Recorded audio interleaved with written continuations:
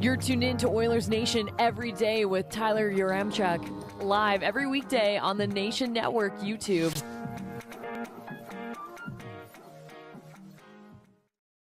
It's the first game day of the year. Welcome into Oilers Nation every day. And look who I brought, because it's a game day. Bringing in the big guns? I guess. Big in stature. It is a big game for the Oilers.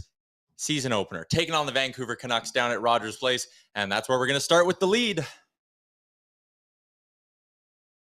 Oh, do we have it?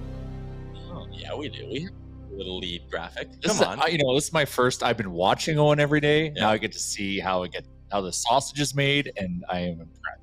Yeah, it's quite the operation. We'll see Frank Seravalli pop in a second. He's joining us? Frank's on the show today. Holy shit, I'm so nervous. Oh, yeah, there is a lot going on Oilers Nation every day. If you want to chime in, give us your take, give us your score prediction for tonight.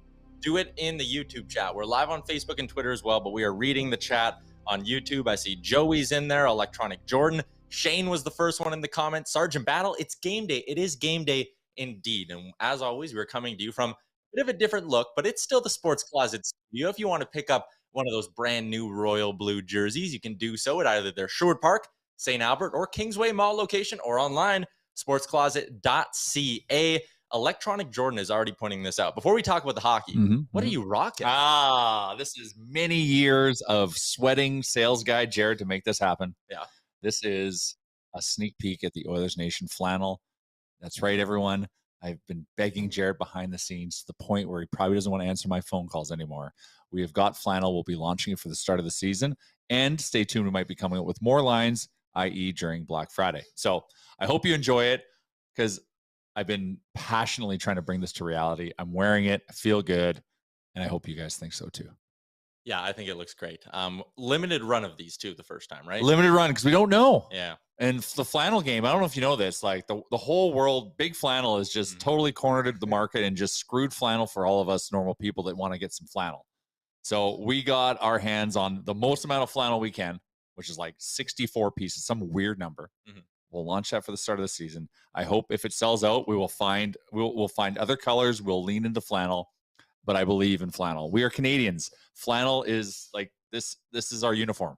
Yeah, fair enough. All right, let's talk some hockey, because it is a game day, and on Oilers Nation every day, game days are brought to you by Sherwood Ford the Giant. If you see me cruising around in the Nation truck or Jay in the Nation Bronco, let out a honk. Every honk we hear is one goal for the Oilers tonight. So if you see me in the Nation truck, you can pass on the good vibes. Well, yeah, lay on the horn and let's bet the over. Lay on the horn and let's bet the over. Taking on the Canucks. We do have some lineup notes here for the Oilers to get set for this one. There is a little bit of drama. Tyler Yamamoto is technically a game time decision, and so is Warren Foegele. If we take a peek at the daily Faceoff lines here, it sounds like Yamamoto is not going to play tonight. Foegele actually has a chance. But the interesting note, because the Oilers are in such salary cap hell right now, if both of them, like the Oilers might have to play short tonight because they don't have enough cap space to call anyone up for the game. We're going full Vegas Golden Knights and going short roster. But you know what? You know what that means, though? Going short 11 forwards, that means one more roster spot for Connor McDavid. So, like, I'm not upset. Oh, like one more spot when they rotate the lines. Exactly. Yeah, and like last year when they would go 11-7, like we saw it, it worked fine. They would rotate. And it wasn't just always McDavid or Draisaitl getting rotated in. They'd throw Hyman down there and Nuge down there. So I trust that Woodcroft can actually handle like an 11-forward lineup okay. I'm just hoping it doesn't have to come to that. You can see here McDavid centering Kane and Jesse Puljujarvi. Let's start with that top line. This is a big start of the season for Puljujarvi in particular, because if he gets off to a hot start, that could lead to some momentum going throughout the year. If this starts bad, things could get ugly. He's been given the opportunity. He's playing on the big line, just like last year. Hot start playing on that big line, and then he had his stumbles with injury, COVID, all that stuff. Yeah. But he's getting the full shot. So let's see what he can do. You don't have to give away your Betway picks of the game quite yet. I can't wait. But on the second line, it's Draisaitl centering Holloway and Zach Hyman. Speaking of big opportunities, number 55, former first-round pick, had a great preseason. Let's have him show that he is not Magnus Pajärvi. He is a legit NHL scorer. He's getting a chance to play with one of the best playmakers in the league. I believe in Holloway so much that he is my next jersey purchase. MPS was Royal Blue? Never. Yes, Royal Blue, of course. Shout out to Sports Closet. Yeah, I'm going to Sports Closet. So pre-order. I can get it. Rick, I got to call you out, you SOB. I said I was going to get a Holloway jersey. You just DM me you bought a Holloway jersey from Sports Closet. So I am immensely jealous. And the fact that you beat me to the punch, I'm very upset. But anyways, very excited for the Holloway Royal Blue. Yeah, I'm really excited to see what he can do. I'll admittedly, I wasn't a big fan of the pick at the time when they selected Dylan Holloway. I watched him in the AJHL, and maybe this is a nice transition to bring in our boy Liam for a second too. I wasn't sure if there was enough offense in Dylan Holloway's game. He's kind of proving me wrong. And the interesting thing that we've kind of heard, and Woodcroft talked about it, and a few people on Twitter have voiced their opinion about this, maybe he was just too smart for the American League. Like maybe coming up to the NHL and he's in the best shape of his life. Well, but the idea of, he's in the NHL and he's playing with guys who think the game on the same level as him, and it's a little bit more structured. I actually think there's some legitimacy to that. 22 points in 33 American League games is nothing to scoff at, but I think he's a guy who's capable of producing at that pace in the NHL, especially if he's playing with Leon Draisaitl. I'm not trying not to put too much pressure on him. But. Well, they're praising Draisaitl is praising his hockey IQ. Yeah. So the key with Leon Draisaitl is if you can think at his level and know where to be, like he's going to get you the puck. Like Leon he's one of the best distributors. I'm sure Frank Seravalli will attest of the puck in the game. So, and Holloway's got the tools. So he's a toolkit and a tools guy. So, he's on the second line tonight. So like I'm holding my breath. I know we have a betting segment. I'm going to hold my breath. And I'll wait for it, but you know what's coming. Liam, yesterday on Real Life, we both gave our predictions for what we think Dylan Holloway is going to do in his rookie season. What was yours again? 50 points. Yeah, I beefed it up. Yeah, I was just under that a little bit at like 42. Liam, what are your expectations for Holloway this season? I think we spoke about it on ONR as well, right? And I said between 12 and 15 goals for him and about maybe 25 to 30 assists. I think that'd be a really good season for him. But again, I was kind of expecting him to be on the third line. And now if he's going to be on the second line the whole season, like if that's his role in the top six, then maybe that's too low. Like maybe my expectations need to be higher for him. He's already proven us all wrong anyway by doing what he did in the preseason. I don't think many people expected to see that, right? Do we know it's for the whole season, or is it because Yamamoto's hurt? The Holloway? Yeah. I think this is legit something they're going to run with. I think the Yamamoto injury, even when he was skating, it was kind of on the third line. I think this is the top six they would have gone with regardless of health. Good on Dylan Holloway, man. He had a good preseason. Yeah. He had an unbelievable preseason, obviously the hat trick and all of that kind of stuff. If we have Canucks lines, we can go through those in just a second there. As always, up on Daily Faceoff. I also see that things are popping off in our YouTube chat. So we'll get to that in just a second as well. But the Canucks got some good news on the injury front because I think there's a chance Brock Besser could be playing. He skated on the top line with JT Miller and Tanner Pearson, Elias Pettersson with Nils Hoglander and Andrei Kuzmenko, Bo Horvat on the third line with Connor Garland and Vasily Podkolzin, and the fourth line, Niels Aman with Curtis Lazar and Dakota Joshua. The blue line for the Canucks is Hughes with Shen, Ekman Larson with Pullman, Stillman with Burrows. That is a lot of slow-moving D-men, and that should probably be music to the ears of number 97. 97 just sees 6 pylons. They may as well just be dressed in orange garb and just standing still because he's going to make them look like fools tonight. Also leads to my bets for the game. Yeah, we'll get. I know.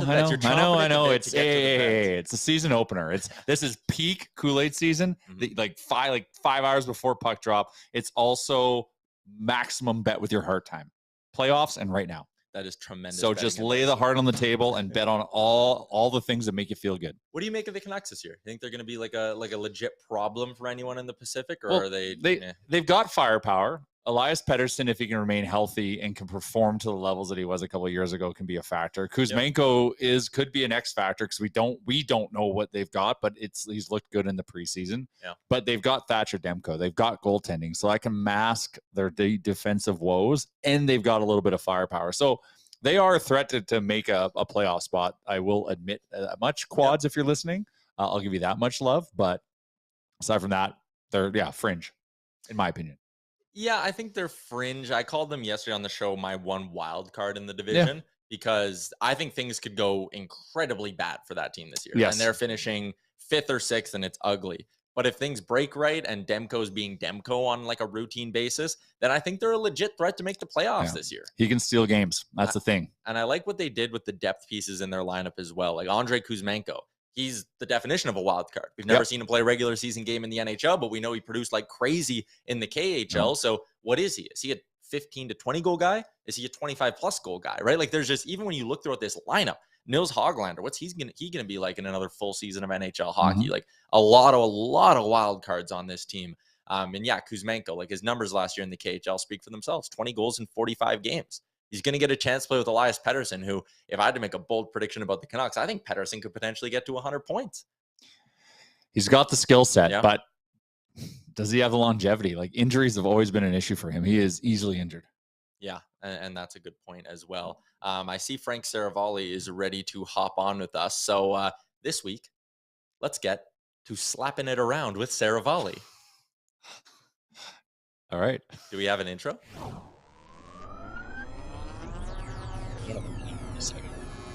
Oh, we've been waiting. Okay, does it change every time? It just changes every time. I just come up with a new today one. We're slapping it around. Let's go. Slapping it around with Frank Seravalli. Kool-Aid season, Frank. That's what we call it here because we are all hype about the Oilers ahead of the season opener.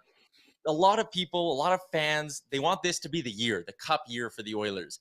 Does management view it the same way? Like, could this be the year where finally Ken Holland's trading a first at the deadline and giving up a big-name prospect to get more help?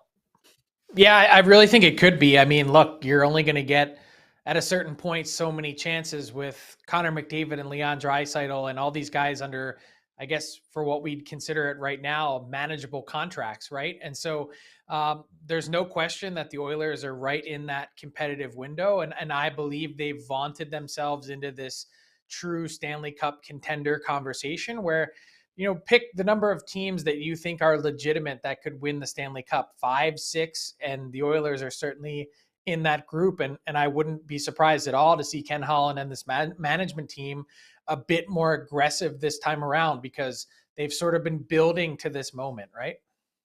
I'll let you potentially throw a wet blanket on things, but my concern with this team... Kool-Aid season. I know, but my concern with this team is the left side of the blue line. I think that's something they're going to need to address at some point, unless maybe there's a chance like a Niemelainen or a Broberg hits. For you, Frank, what's the big concern for you when you look at this Oilers team from an outside perspective? It's still goaltending, and I need Jack Campbell to prove it, and then I'll stop saying it because he was an absolute roller coaster last season. His season from afar in Toronto, almost identically, even in terms of timeline, mirrored the Oilers season, where he got off to a great start, and then for a long time he was on a milk carton and not to be found, and then all of a sudden rebounded towards the end of the season and was great in the playoffs. And the Oilers know that story well. The problem is you can't then take that player who has that lack of consistency and then think that you're going to hang your hat on him and things are going to be different for your team this time around. So, so much of that, more or less every season comes down to goaltending. And in this case, there's no question Jack Campbell has talent and perhaps you're relying a little bit more on Stuart Skinner this year, but you need to see it, and it's a 5-year deal, and there's a lot that comes with those expectations now stepping into another team that has true Stanley Cup aspirations. Yeah, fair enough. One other question, it's kind of outside of the Oilers, but I saw you tweet yesterday that Jason Demers is going down to the Bakersfield Condors, staying on a PTO. What's the play here? Like, is this something where the team and the player are like, hey, let's just give it another week, and if you catch on with another NHL team, great. If not, we'll revisit. Like, why does this kind of make sense? Well, it's really just an insurance policy. It's some depth. And, when you take a look at Jason Demers being a player that didn't play in the NHL last season, what it reminds me of a lot is what's going on with Eric Stahl in Florida right now. He also didn't play in the NHL last season. And you say, okay, this player may need some time. We think that there might be something here. So let's keep him in the pipeline. Let's keep him in the fold. It costs us really nothing to do. And let's see what kind of, issues we run into. Maybe Demers finds his game and rebounds and is someone that you can't help but not deny an opportunity in your lineup. Or, maybe you have an injury that you run into. Like there's no risk here. And I think that's the thought process, is that, why not? Let's see what happens here. I think ideally you'd love to see, someone else step up, one of your young guys that can fulfill any sort of opportunity that might arise, but I don't see any harm in it. Yeah, fair enough. Moving definitely away from the Oilers organization. Slapping away, yes, from the Oilers organization. What were the Buffalo Sabres thinking when they give a defenseman who's played like 55 NHL games $30 million? What's going on there? Well, we know what they're thinking, that they're going to have a player that's slotted right into their top 4 for the next 8 seasons, as someone that's going to be the shutdown defenseman on a pair likely with Rasmus Dahlin moving forward, and someone that came in last year and for the last quarter to third of a season really performed quite well and helped them be competitive. Now, it's interesting to hear the reaction and how polarizing this contract is around the league. As we were prepping for our daily Faceoff live show this morning, I'd gotten back-to-back calls, one from an agent, both unsolicited, by the way, one from an agent and one from a team executive, and both absolutely hate this contract for entirely different reasons. The agent was saying, hey, what if you really do have a top 4 defenseman on your hands? Why would you give up that much money in the name of security? Take a 2-year bridge deal, wait till the salary cap goes up, and cash in for a way larger payday. Then the team executive was saying, I'm not even certain this guy is an NHL player. I watched him play 5 times live and in person last season, and a guy that couldn't crack the Sabres opening night lineup on a tough team and didn't come up till later in the year. Why do this now? Even if he goes out and has a great season on his entry-level deal, how much more is it possibly going to cost you if you find out, 6 or 8 months from now, versus doing this at this exact moment? So it's very polarizing, and it's makes for fun topic to debate today. Now, I understand this is an apples to oranges comparison, but if the team believes in this and they're also pairing him with their number 1 defender, they're protecting the downside of him popping off. Why aren't we doing this with Evan Bouchard? Because we're going to give him this is the exact same situation per se, in the sense of we're going to give him offensive opportunity. Mm-hmm. He's going to pop off, and then we're going to extend him, and it has to be at a large number. So this is mitigation at its finest, and I hope they're hoping that it pays off. But we know Evan Bouchard is a known quantity. Yeah, he's more known than Matthias Samuelsson. Why haven't we done that? I'm still blown away by it. Because it takes 2 parts in a negotiation to agree. And if you're Evan Bouchard, you're sitting there saying, let me explode. I'm not signing anything. I'm going to take the risk. I'm going to bet on myself, and I'm going to have an explosive season, and I'm going to cost a ton of money.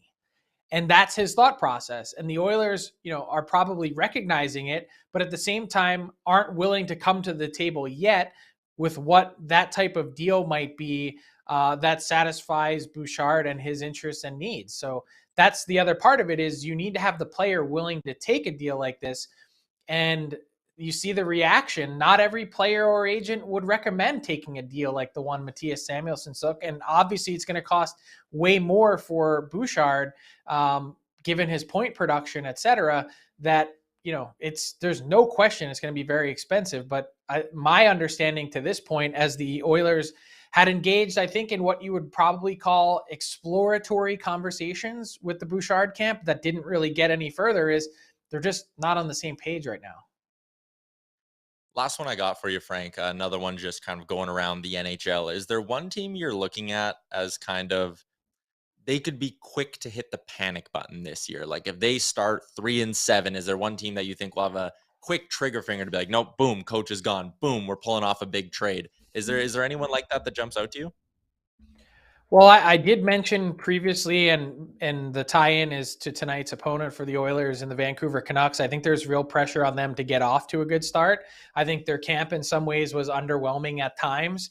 And I do think that there is pressure on Bruce Boudreau also in the final year of his deal, as part of the deal he negotiated last year when he joined the team and didn't get an extension this summer, is that they need they can't bury themselves the way they did last year. They can't get to mid-November or late November and be way out of a playoff picture, because that they're never going to find a way to get back there.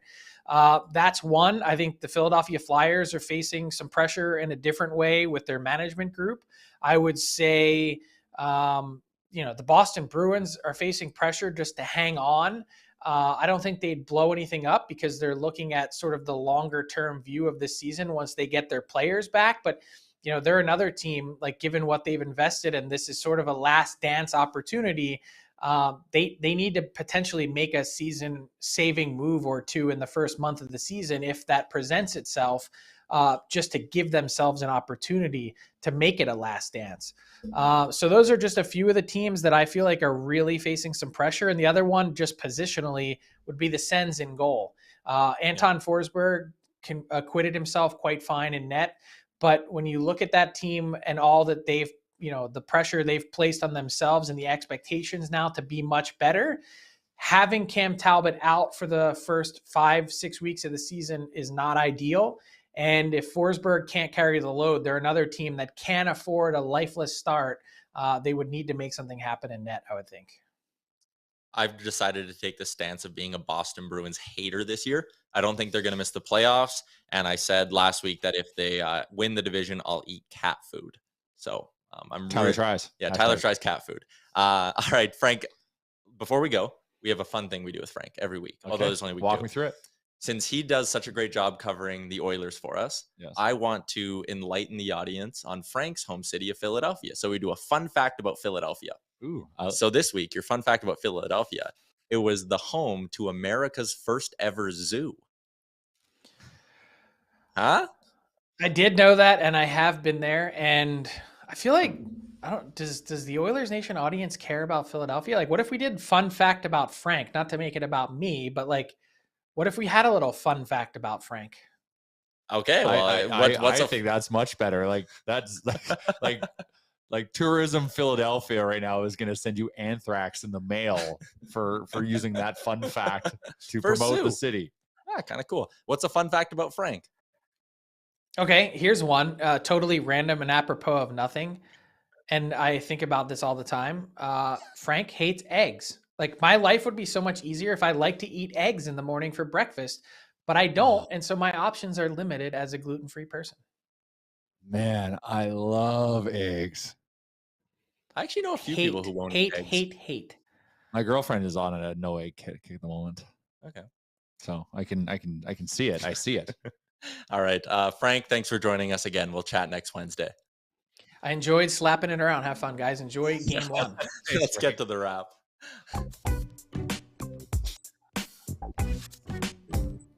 The first zoo in America. First zoo in America. You know what? The real fact is there's a crack on the Liberty Bell, and that came from us.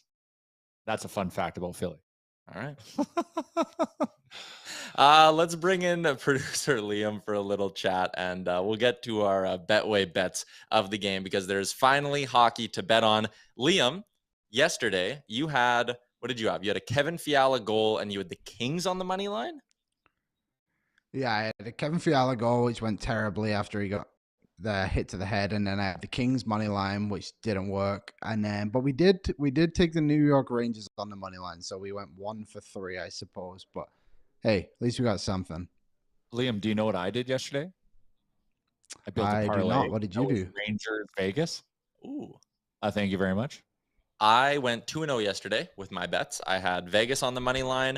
I had Eichel over 3.5 shots on goal. My 2 plays today on DFO Live, which I give every day. I research these extensively. I know you do. If you actually practice what you preached. Yeah.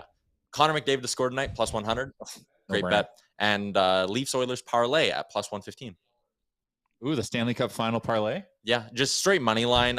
Early in the year, I think betting can be a bit of a shit show for the most part. So I don't mind just grabbing 2 teams that I think are clearly the better team in their matchup, throwing them together in a parlay, get it at plus money. Why not? So I'm on the Leafs Oilers parlay and McDavid to score. I'm going to have my bet of the game for the Oilers game. But first, Jay, what do you have?